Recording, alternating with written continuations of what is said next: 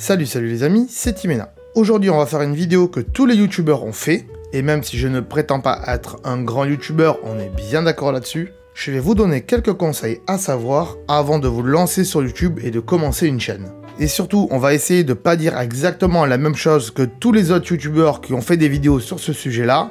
Donc on va rentrer un peu plus en profondeur sur certains sujets, afin de vous apporter un petit peu plus de détails par rapport aux autres vidéos. Allez, on voit ça après le petit générique, c'est parti. Alors déjà, avant de vous lancer sur YouTube, il faut bien définir le type de votre chaîne. Est-ce que vous voulez faire de la tech? Est-ce que vous voulez faire du jeu vidéo? Est-ce que vous voulez faire des tutos beauté si vous êtes des filles? Est-ce que vous voulez faire une chaîne de voyage? Dans ce cas-là, il faudra voyager, hein. Et si vous voulez faire une chaîne généraliste, eh bien, prenez plutôt un pseudo.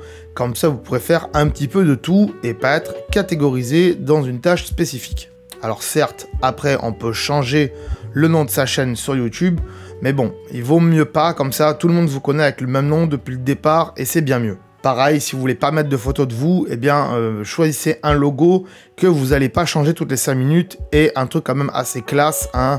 Essayez pas de faire un truc trop dégueulasse non plus. Mais bon, un logo, ça peut changer, donc ne vous inquiétez pas. Je vais mettre un petit bémol aussi sur les chaînes tuto, et oui, puisque les chaînes tuto, c'est ce que je fais moi depuis des années maintenant, depuis au moins 2012, et les chaînes tuto, eh bien, il y a un petit problème à cela. On en reparlera un petit peu tout à l'heure dans la vidéo, mais il faut savoir qu'une chaîne tuto, eh bien, les vidéos de tuto, c'est ce qu'on appelle des vidéos d'appel. C'est-à-dire que les gens vont venir sur vos vidéos parce qu'ils ont besoin de répondre à un problème et avoir une solution.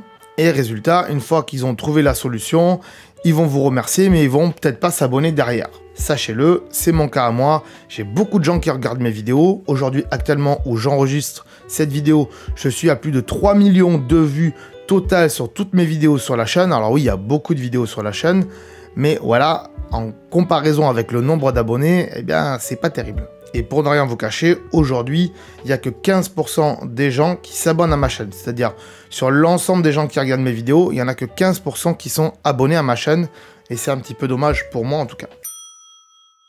Deuxième chose à savoir, quand on se lance sur YouTube, il ne faut pas y aller pour l'argent. Et non, un YouTuber, ça gagne pas forcément des millions, à part peut-être les gens comme Cyprien ou Squeezie, mais sinon, honnêtement, un YouTuber, ça gagne pas énormément, surtout au début. Et attention aux idées reçues, mais un YouTuber, ça ne gagne pas de l'argent en fonction du nombre d'abonnés, mais ça gagne de l'argent par rapport à la publicité qui est sur sa chaîne. Et il faut savoir que pour avoir de l'argent sur YouTube, il faut déjà activer la monétisation, mais on ne peut pas activer la monétisation dès le départ. Il faut remplir des conditions, c'est-à-dire au moins avoir 1000 abonnés et plusieurs heures de vues par mois. Et ça, c'est des choses qu'on n'a pas tout de suite sur YouTube. Il ne faut pas oublier aussi qu'à l'heure d'aujourd'hui, YouTube met des publicités sur toutes les vidéos, que vous soyez monétisé ou pas. Et si vous n'êtes pas monétisé, eh bien c'est YouTube qui gardera votre part de l'argent pour l'instant. Donc voilà, au début, lancez-vous parce que vous êtes passionné et ne pensez pas forcément à l'argent. Moi, j'ai mis des années à pas toucher d'argent avec la chaîne sur YouTube, ce qui m'a pas empêché de faire des vidéos. Et aujourd'hui, il faut le reconnaître, je gagne un petit peu d'argent, mais ça ne me permet pas de vivre de YouTube. Troisième point à savoir, c'est la régularité des vidéos et aussi si vous êtes motivé. Alors quand vous lancez une chaîne YouTube, ce qui est bien de faire, c'est de faire au moins une vidéo par semaine. Et pour ça, c'est vrai qu'il faut de la motivation. On n'a peut-être pas toujours forcément le temps de faire une vidéo par semaine, je vous l'accorde. Mais quand on lance sa chaîne, on peut faire par exemple une vidéo par mois, voire une vidéo tous les 15 jours. Et après, quand on voit qu'on commence à avoir des abonnés, un petit peu plus, là, on peut monter à une vidéo par semaine, c'est bien mieux. Et surtout pour le référencement de votre chaîne et des vidéos sur YouTube. Quatrième chose à savoir, surtout si vous voulez vraiment décoller sur YouTube et pas faire ça que pour la passion, vraiment que vous puissiez petit à petit essayer de gagner de l'argent et aussi croître en termes d'abonnés, de vues, etc.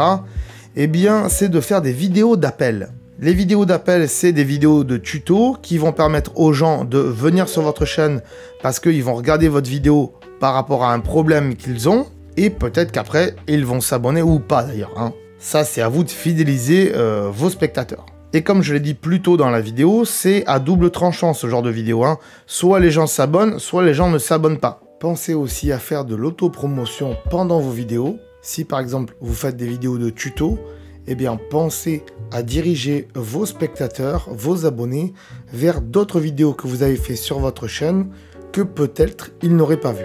Vous pouvez aussi les diriger vers une playlist que vous avez créée et qui parle du même sujet de la vidéo que vous venez de faire. Mais on va reparler des playlists un peu plus tard dans la vidéo.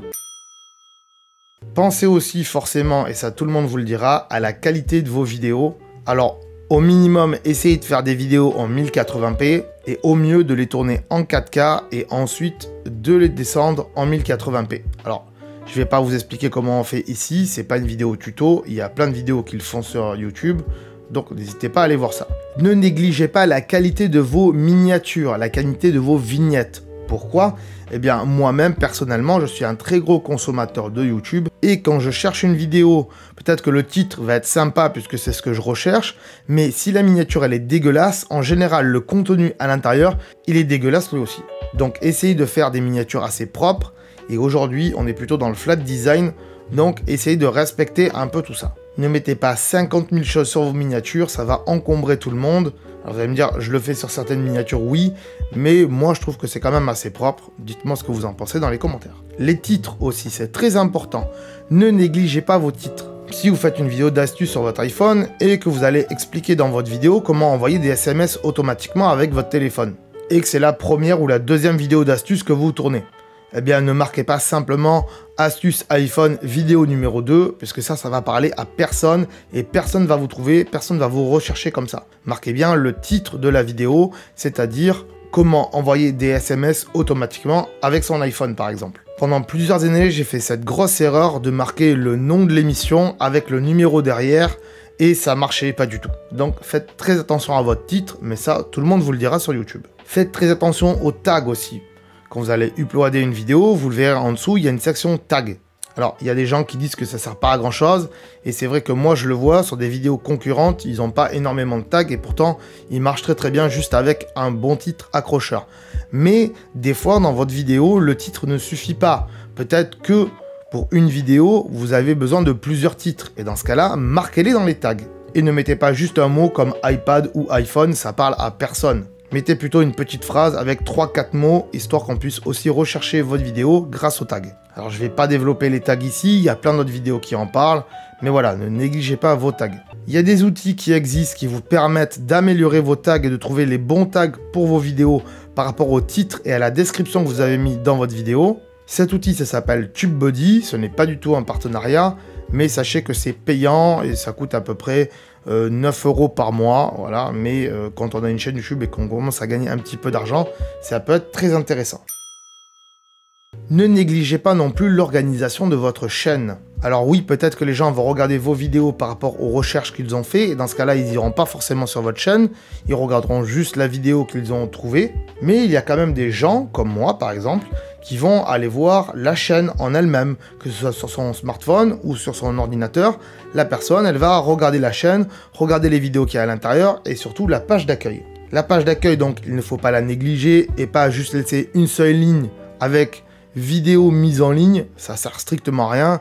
Essayez de mettre des playlists et de recouper des vidéos par thème, ça c'est très important pour vos spectateurs. Moi, des playlists sur ma chaîne, j'en ai des tas et des tas. Oui, puisqu'il y a des gens qui vont plutôt regarder un sujet plutôt qu'un autre. Par exemple, le sujet du stockage iCloud sur un iPhone est très regardé, et si j'en avais pas fait une playlist, eh bien ça serait catastrophique et personne n'irait regarder toutes les autres vidéos que j'ai fait sur le sujet. Et quand les gens ils vont rechercher une vidéo suite à un problème par exemple comme des tutos, ils vont peut-être taper stockage iCloud et ils vont peut-être tomber sur votre playlist, et dans ce cas-là, c'est pas une vidéo qu'ils vont regarder, mais peut-être 3, 4, 5. Donc voilà, les playlists, c'est une bonne stratégie.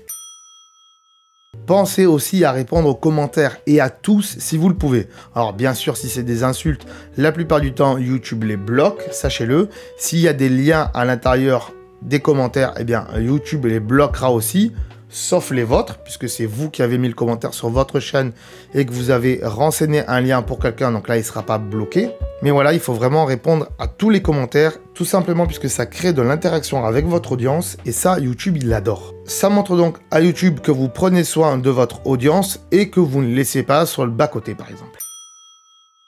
Un dernier petit conseil avant de se quitter, même si en effet il y a beaucoup de choses à dire sur YouTube, mais aujourd'hui j'ai essayé de synthétiser les choses qui pour moi je trouve essentielles quand on se lance sur YouTube et ne pas faire certaines erreurs aussi. Une chose qui est très intéressante à faire, c'est d'essayer de faire des vidéos mondiales. Qu'est-ce que des vidéos mondiales, me direz-vous? Eh bien là je vous fais une vidéo en français. Ok, on est d'accord, donc ça peut toucher qui? Les Français, les Canadiens, les Belges, les Suisses.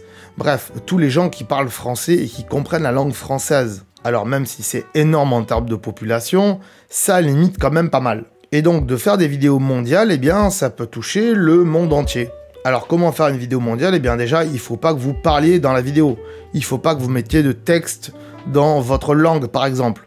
Mettez plutôt des textes en anglais et n'en mettez pas trop. Il faut juste que ce soit des textes pour expliquer un petit truc. Par exemple, si c'est une vidéo de cuisine, pour expliquer l'ingrédient, vous pouvez le marquer en anglais, le nom de l'ingrédient. Voilà, ça va pas changer grand-chose. En général, tout le monde le comprend. Et même si la personne ne comprend pas le texte, visuellement, elle a compris ce que c'était. Bref, une vidéo sans langue parlée ni écrite, c'est beaucoup mieux pour le mondial. Et aussi, dites-vous une chose, c'est que dans YouTube, il y a une fonction qui existe qui fait que vous pouvez mettre un titre différent en fonction de la langue. C'est-à-dire que vous pouvez sélectionner la langue française, mettre un titre en français, langue anglaise, mettre un titre en anglais, langue japonaise, etc., etc., etc. Vous l'aurez compris, le titre va s'adapter en fonction de là où la personne regarde la vidéo, dans quel pays elle est, quoi. Et donc du coup, vous allez toucher beaucoup plus de personnes. Et ça, c'est quelque chose que pas tout le monde ne parle et qui peut être très intéressant à faire. Alors, vous allez me dire, mais qu'est-ce que je peux faire comme vidéo mondiale? C'est pas terrible. Si vous êtes un musicien et que vous faites de la musique libre de droit, les vidéos mondiales, il faut y penser. Si vous aimez plutôt la nature et que vous aimez vous balader et filmer comme ça des choses dans la nature, pas besoin de parler. Vous filmez des choses de la nature et faites une vidéo de relaxation. Il y en a plein qui le font et ça marche très très bien. Alors ça marche pas forcément très bien au début, mais voilà, ça marche bien en tout cas pour certains. Les vidéos de cuisine aussi, ça peut être très intéressant. Mais là aussi, il ne faut pas parler, il faut juste bien filmer et expliquer les ingrédients avec 2-3 mots comme je vous l'ai expliqué plus tôt. Bref, on peut faire pas mal de concepts avec des vidéos mondiales, ça sera à vous de réfléchir à tout ça et de voir ce qui est le mieux adapté pour votre audience et ce que vous savez faire aussi. Voilà les amis, j'espère que cette vidéo vous aura plu et qu'elle vous aura apporté des choses un petit peu différentes que tous les concurrents qui sont sur ce thème-là de vidéo. Si c'est le cas, mettez un petit pouce bleu, bien sûr, ça aide à référencer la vidéo. Vous pouvez marquer un commentaire si vous voulez une astuce sur YouTube, si vous avez commencé à lancer une chaîne et que vous voulez une astuce, peut-être que je vous répondrai si le commentaire est sympa. Bien sûr, si le commentaire est pas sympa, j'y réponds pas. On est bien d'accord. Pensez aussi à vous abonner à cette chaîne, mais je vais vous le répéter tout à l'heure. Surtout si vous avez un iPhone ou un iPad entre les mains et que vous voulez des tutos, des astuces pour votre iPhone. C'est un peu la base de cette chaîne aussi. Donc voilà, n'hésitez pas à vous abonner et à aller voir les autres vidéos qu'on fait sur la chaîne. C'est plutôt cool. Moi, je vous dis à très bientôt. Ciao. Bye bye. Ah, attends de partir, j'allais oublier. Tu peux aussi me suivre sur les réseaux sociaux. Ici, voilà. Tu peux t'abonner à la chaîne ici. Voilà. Ici, voilà. Là, voilà, tu t'abonnes, c'est pas mal, voilà. Comme ça, tu peux voir toutes les vidéos qu'on a fait sur la chaîne et en plus, c'est gratuit, c'est pas comme Netflix. Tu peux aussi regarder les vidéos que je te propose ici, voilà, ici, elles sont là, Tu peux les regarder éventuellement, ça peut t'intéresser, voilà, là. Sinon, je te remercie de t'être abonné et je te dis à très bientôt.